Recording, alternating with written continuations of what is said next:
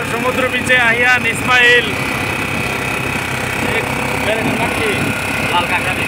লাল কাটারি গাড়িতে হেমছড়ি কাঁকড়া বিচে আমরা এখন ভ্রমণ করতেছি।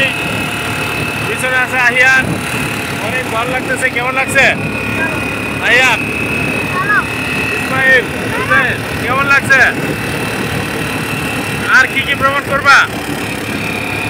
হ্যাঁ, কেমন লাগছে তোমার ইসমাইল? কক্সবাজার কেমন লাগছে? আয়ান কেমন লাগছে? অনেক ভালো লাগছে। ইসমাইল পিছনে কাঁকড়া বিচে